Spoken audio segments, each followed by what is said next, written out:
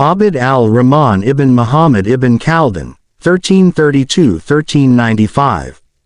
Medieval Arab 14th century historian and social philosopher. Ibn Khaldun, or Ibn Khaldun, was arguably the first social scientist, in the strictest meaning of that term. Ibn Khaldun was born in Tunis, then part of Hafside Ifriqiya. His family was of Yemenite Arab origin, and had previously lived for generations in the Andalusian citadel of Seville.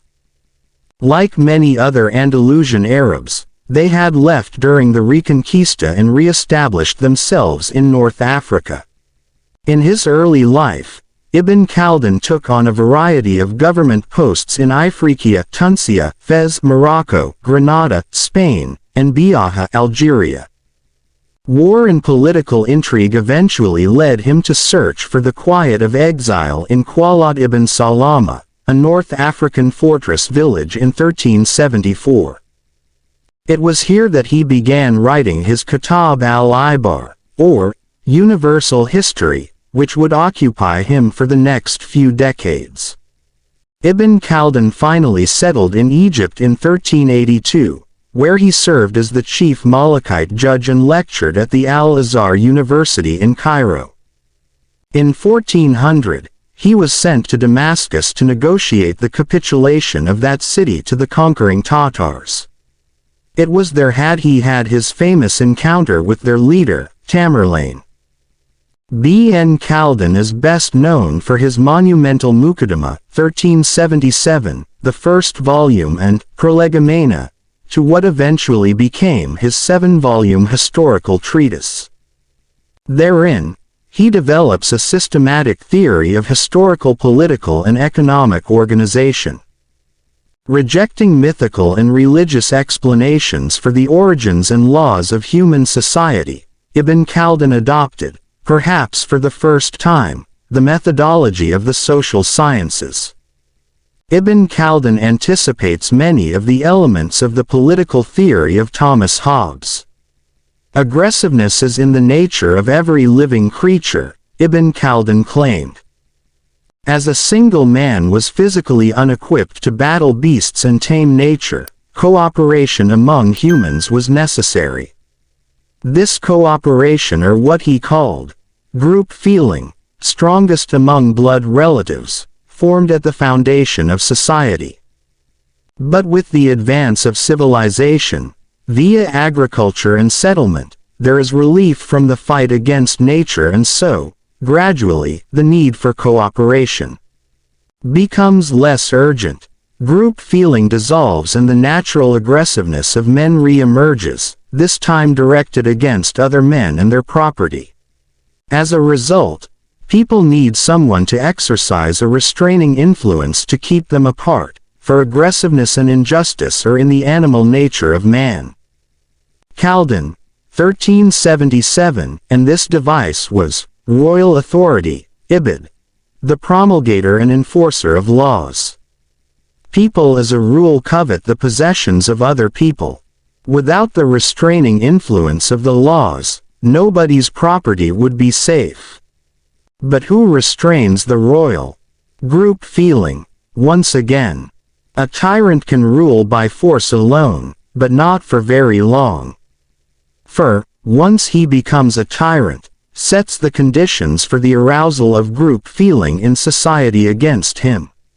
A good part of the Muqaddimah is dedicated to advising princes how to avoid such an outcome. Among these are numerous cautions on economic matters. His consideration of the delicate interface between government and private enterprise is rather prescient of the modern attitude towards economic policy which only really began in Europe after the 18th century Enlightenment.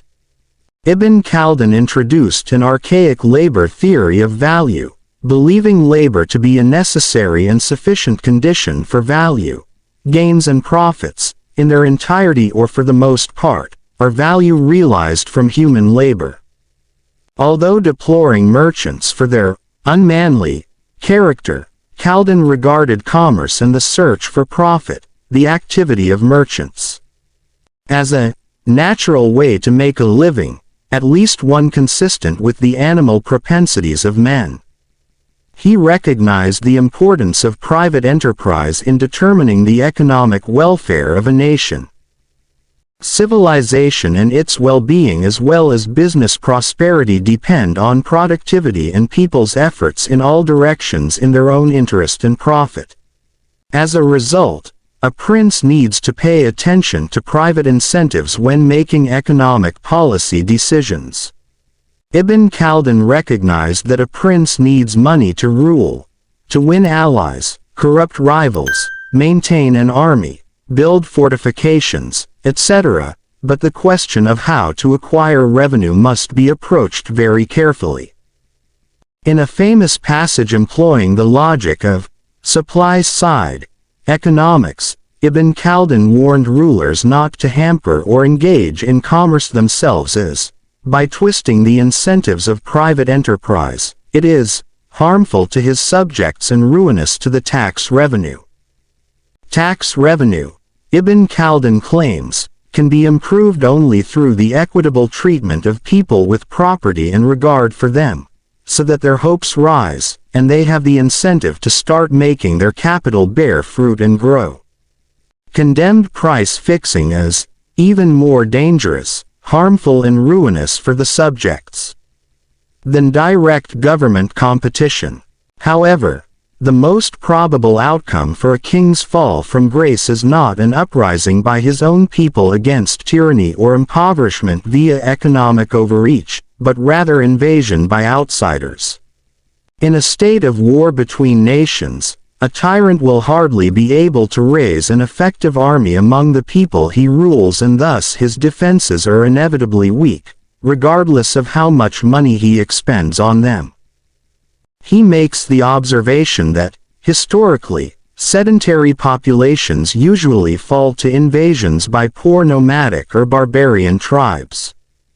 This is because the harsh way of life of nomadic peoples naturally generates a very intense group feeling, which, when applied in aggression, turns them into an extraordinarily powerful, united and determined fighting force. On the whole, despite his recommendations for good rule, Ibn Khaldun was pessimistic about the lasting power of kingdoms.